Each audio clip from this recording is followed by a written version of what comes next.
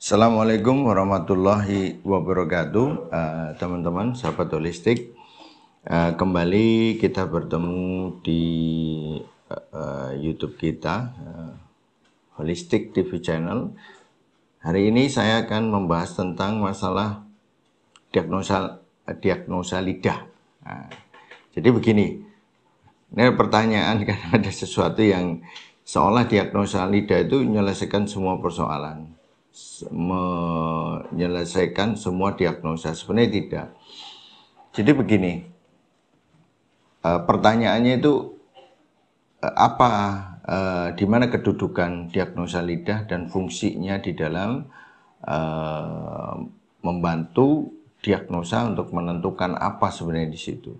Jadi yang pertama yang harus dipahami teman-teman, satu, diagnosa lidah itu untuk melihat, ya. Satu, yang pertama melihat kondisi energinya dia, cairannya dia, kemudian darahnya dia, kemudian kaitannya dengan patogen, ada lembab, ada kering, panas, dan sebagainya. Kemudian di lidah itu ada peta tubuh, peta organ dalam, dan sebagainya. Jadi kita akan melihat kondisi tubuh itu kelebihan air atau kurang, kekurangan darah atau dan sebagainya, itu memetakan itu yang pertama. Kemudian diagnosa lidah itu bisa kelihatan umum. Misalnya kita lihat lidah pucat secara umum.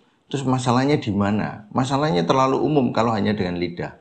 Maka adanya gejala tanda. Oh, gejalanya seperti ini, oh berarti dia mengkerucut ke persoalan organ yang mana.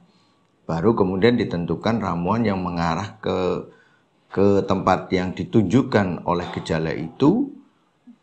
Tapi data yang kita peroleh bahwa ini kasus defisiensi, misalnya kelemahan, berarti kita kasih tonikum untuk kasus yang arahnya ditunjukkan oleh gejala tadi.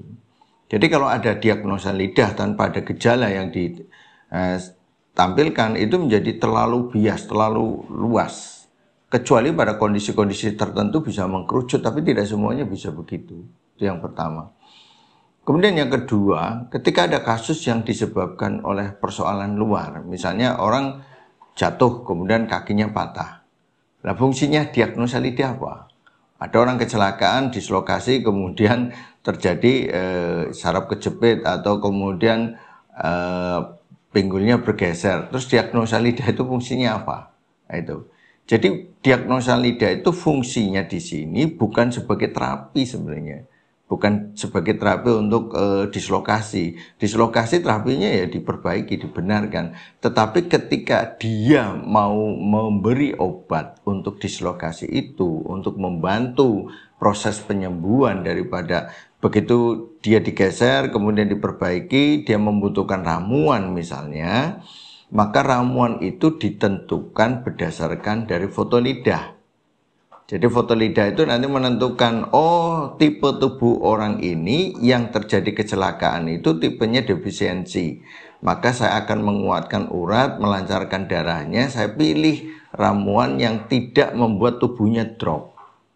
Jadi ketika dia selesai di terapi, entah itu nanti dengan Craig method, dengan kiropraksi, dengan Yumeo, atau dengan PAS, atau dengan apapun, ketika sudah selesai, kemudian dia membutuhkan ramuan untuk pemulihan, mempercepat pemulihan, maka ramuan itu disesuaikan dengan kondisi tubuhnya. Jadi fungsinya foto lidah itu bukan kemudian ini gimana-gimana terhadap kasus accident tadi. Nah, itu. Jadi ini perlu dipahami. Ada orang kecelakaan kemudian terjadi pendarahan otak itu. Maka ketika terjadi pendarahan otak kemudian dia butuh ramuan itu. Maka ramuannya itu disesuaikan dengan kondisi lidah jika memungkinkan terlihat. Kalau tidak berarti diambil yang sifatnya tengah-tengah yang aman. Kalau terjadi resiko seperti ini berarti bisa diminimalkan lah itu supaya tidak terlalu bikin masalah di dalam tubuhnya. Kita pilih ramuannya itu di situ. Itu fungsinya sebenarnya seperti itu. Jadi pada diagnosa lidah itu sendiri. Ini supaya teman-teman tidak salah. Nanti ada persoalan diagnosa lidah enggak ada data gejalanya. Itu juga salah. Itu foto lidah ini saya ngapain? Loh, ngapain? Karena enggak jelas itu. Walaupun petanya ada, petanya bisa kemungkinan 1, 2, 3, 4 sangat mungkin. Itu kecuali pada kasus-kasus yang sudah spesifik sekali, yang kelihatan sekali. Misalnya ada dahak lembab, ini dahak lembab, tapi gejalanya apa? Karena gejalanya itu nanti menentukan komposisi ramuan yang akan disusun berdasarkan gejala yang terjadi. Berarti dia sudah mengalami persoalan pergeseran itu sampai sejauh mana. Nah, itu fungsinya pada foto lidah itu sendiri. Itu. Makanya di diagnosa kita di foto lidah ini selalu saya minta gejala tanda. Kalau dia ada accident, misalnya ada kecelakaan dan sebagainya, ronsen misalnya dibutuhkan ronsennya, dilihat dari ronsennya itu apakah patah tulang atau cuma retak atau apa, nanti advisnya dia harus pergi kemana. Misalnya dia ternyata dari diagnosa lidahnya itu dehidrasi dan harus segera untuk ini, ya sudah masukkan ke rumah sakit di infus itu. Segera mungkin cairan itu bisa masuk supaya dia segar. Nah, ketika sudah bisa terasa si masa kritisnya, baru kemudian apa langkah selanjutnya. Itu seperti itu sebenarnya fungsi daripada diagnosa lidah. Ini mungkin video pendek ini penting saya sampaikan supaya tidak terjadi kesalahpahaman terhadap diagnosa lidah seolah itu bisa menyelesaikan semua. Gara-gara kalau saya ada konsultasi dengan saya minta foto lidah itu.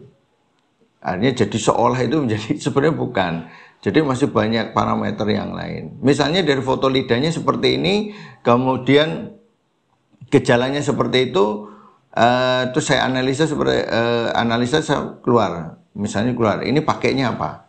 Tapi ternyata ketika tidak terselesaikan, ini mesti ada yang miss itu. Nah, biasanya saya minta datang. Kalau sudah datang dipegang, tekstur kulit dan sebagainya itu juga menentukan. Oh, kulitnya kayak gini, berarti cairannya sampai levelnya di sini dan sebagainya. Ketika saya membutuhkan itu, ya saya harus datang. Ketika diperiksa, oh ini persoalannya ada sumbatan. Ini obat sudah tepat tapi ada sumbatan yang mengganggu fungsi. Nyatanya begitu sumbatan itu dibuka, ya selesai masalahnya. Ini ada satu kasus yang dikasih obat kayak hepatitis lah, itu kasusnya kayak hepatitis kuning. Nanti kalau kuningnya hilang gatal tubuhnya. Nanti terus kita kasihkan waktu itu di daerah mana itu Solo apa ya?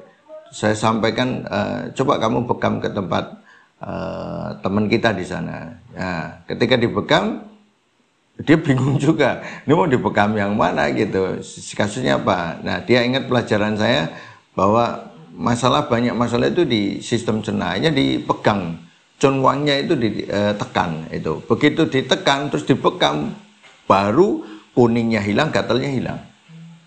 Dan sekarang sembuh itu. Nah, itu diagnosa itu penting. Jadi penting diagnosa terhadap ini, kemudian baru diadakan tindakan. Karena apa? Kadang obat sudah tepat masuk tapi karena ada sumbatan energi di dalam tubuh sehingga tidak maksimal berperan, itu sangat mungkin. Dan itu banyak hal yang terjadi ketika dikasih obat dia sembuh-sembuh, dicari titik tubuhnya mana yang nyumbat. Nah, begitu dibuka baru dia terjadi perbaikan yang signifikan. Itu seperti itu. Nah, itu yang bisa saya sampaikan ke teman-teman kaitannya dengan masalah diagnosa lidah supaya tidak terjadi kesalahan paham terhadap diagnosa lidah itu, supaya kita bisa benar menempatkan sesuatu pelajaran pada tempatnya. Insya Allah demikian. Assalamualaikum warahmatullahi wabarakatuh.